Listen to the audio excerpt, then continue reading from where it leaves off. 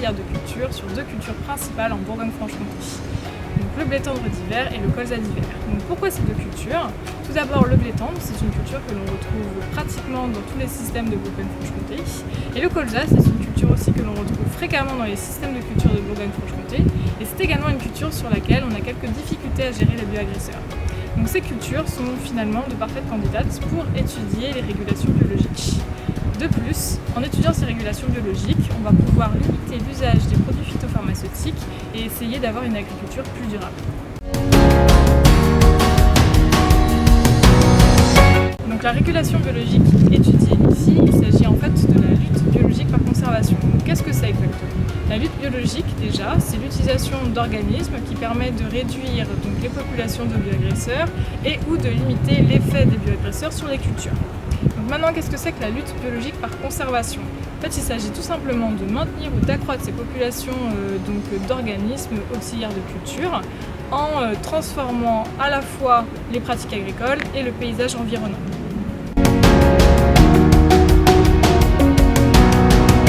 Donc sur le blé, nous suivons divers bioagresseurs, donc les limaces, les adventices et les pucerons.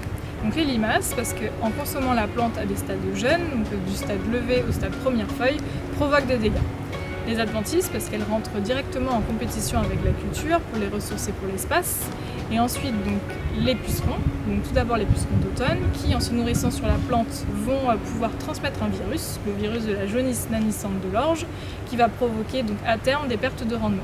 Ensuite, nous avons enfin donc, les pucerons de printemps, donc soit sur le feuillage, soit sur les épis, qui eux provoquent également des pertes de rendement, mais aussi une diminution du poids de 1000 grammes. Du côté maintenant du colza, nous avons aussi des bioagresseurs suivis, donc les limaces et 3 coléoptères. Donc les limaces, pareil que le blé finalement, détruisent les jeunes plantules en grignotant les plantes. Nous avons ensuite dans les 3 coléoptères, donc le premier coléoptère qui est la grosse altise, qui au stade adulte va perforer donc, les jeunes plantes, les plantules, va pondre dans les pétioles des colzas et donc en se développant, la lave va favoriser le corps buissonnant de la plante. Nous avons ensuite donc, le charançon du bourgeon terminal qui, comme la grosse altise, va pondre dans les pétioles du colza et de même, la larve en se développement va favoriser un port buissonnant. Enfin, nous avons le médigète, donc au stade adulte, qui va perforer les boutons floraux et en perforant ces boutons floraux donc, pour pondre, va provoquer également des pertes de rendement.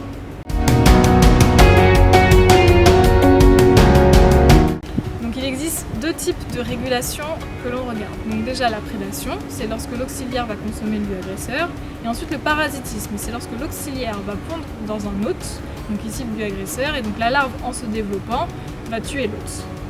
Donc dans notre cas, donc dans le cadre du projet, les prédateurs vont par exemple consommer les œufs et les adultes de limaces, des pucerons adultes, des larves de coléoptères ou encore des graines d'adventices. Quant aux parasitoïdes, ils vont plutôt parasiter des pucerons adultes et des larves de coléoptères. Donc il existe deux grandes catégories d'auxiliaires invertébrés, les rampants et les volants. Du côté des rampants, nous avons par exemple les carabes avec environ 1200 espèces en France, ils sont omniprésents dans les agrosystèmes et ils ont différents régimes alimentaires. Ils ont un régime par exemple pour 80% des espèces de prédateurs, ils peuvent être omnivores ou granivores. Nous avons ensuite les araignées avec environ 1500 espèces en France qui peuvent chasser soit à l'aide d'une toile, donc les tisseuses, soit directement à la proie au sol, les chasseuses. Ensuite nous avons les staphylins avec environ 1000 espèces en Europe qui peuvent être soit prédateurs, soit détritifhages, soit parasitoïdes. Dans notre cas, nous regardons plutôt les staphylins prédateurs. Donc nous avons ensuite les auxiliaires volants qui peuvent être soit prédateurs, soit parasitoïdes.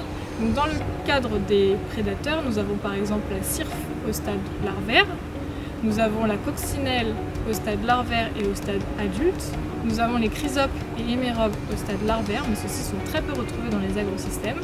Du côté des parasitoïdes, nous avons les hyménoptères parasitoïdes. Sur le projet ISIT Agroécologie en Bourgogne-Franche-Comté, nous avons essayé de quantifier 4 régulations. Donc la première régulation, il s'agit de la prédation des pucerons au printemps. Donc pour cela, nous avons mis un pool de pucerons à consommer sur un réseau de parcelles de blé tendre en Bourgogne-Franche-Comté sur la période mai-juin. Nous avons ainsi pu observer que la prédation des pucerons se faisait majoritairement par les invertébrés, les rampants étant plus efficaces que les volants. Les niveaux de régulation vont de 0 à 100%, ce qui implique que sur certaines parcelles, les régulations sont bien en place et que sur d'autres parcelles, les régulations sont quasiment inexistantes. Donc la deuxième régulation observée est la prédation des graines d'adventice au printemps. Donc, comme pour les pucerons, nous avons mis donc dans un réseau de parcelles de blé tendre en Bourgogne-Franche-Comté sur la période mai-juin un pool de graines à consommer, ici la pensée des champs. Nous avons pu observer en termes de régulation que 60% de la consommation des graines était liée aux vertébrés, tels que du petit mammifère ou des oiseaux, et 40% de la consommation était liée aux invertébrés.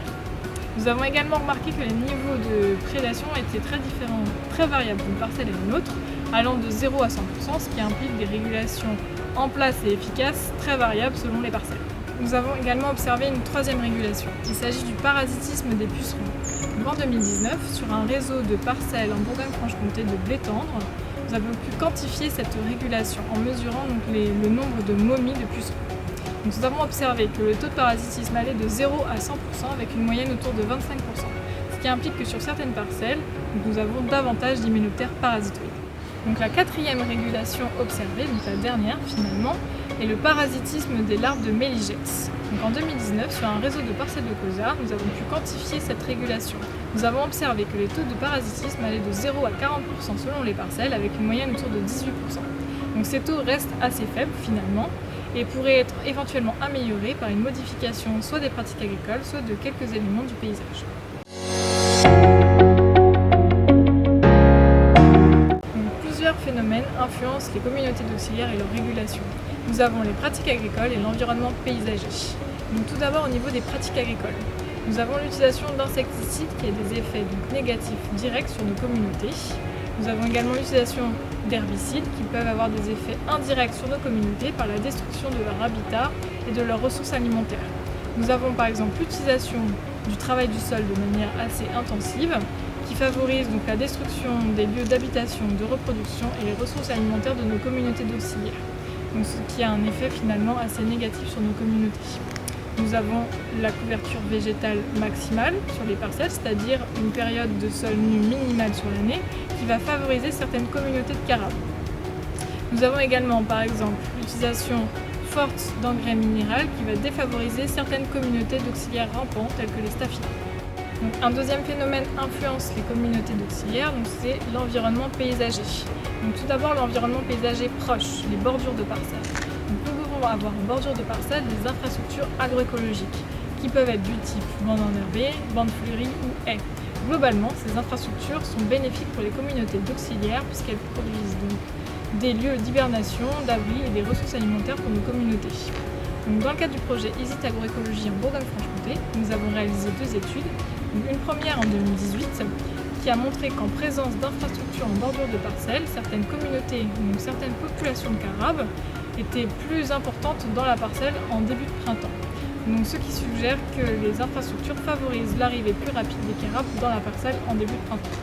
Une deuxième étude en 2019 a montré que suivant le type d'infrastructure, les communautés d'auxiliaires n'étaient pas réparties de la même manière. Par exemple, une infrastructure de type arboré favorise des carabes et des staphylins dans la parcelle, alors qu'une infrastructure de type herbacé favorise les araignées dans la bordure de la parcelle. Donc, ce qui suggère que les auxiliaires de culture, les populations d'auxiliaires de culture et leur répartition dépendent à la fois du type d'infrastructure et également de la période d'observation. Le paysage aux alentours des parcelles a également une incidence sur les communautés d'auxiliaires. Ce paysage se définit par sa composition et sa structure. Donc sa composition, c'est le nombre et le type d'unités paysagères qui composent le paysage. Par exemple, on peut avoir une culture principale dans le paysage comparée à un paysage où on a des cultures diversifiées. Et donc on voit ici que les cultures diversifiées proposent un paysage plus complexe en termes de composition. De même, on peut avoir des paysages avec très peu ou pas d'habitats semi-naturels ou des paysages où on retrouve beaucoup de types d'habitats semi-naturels. Par exemple, des bosquets, des haies, des rivières, des prairies. Maintenant, la structure du paysage se définit par l'hétérogénéité de l'arrangement spatial. Par exemple, la taille des parcelles influe sur cette structure du paysage. De grandes parcelles, de grandes unités, sont beaucoup moins complexes que de petites parcelles imbriquées les unes dans les autres. De manière générale, les paysages plus complexe en termes à la fois de composition et à la fois de structure, favorise la biodiversité en offrant des habitats et des ressources alimentaires diversifiées pour nos communautés d'auxiliaires.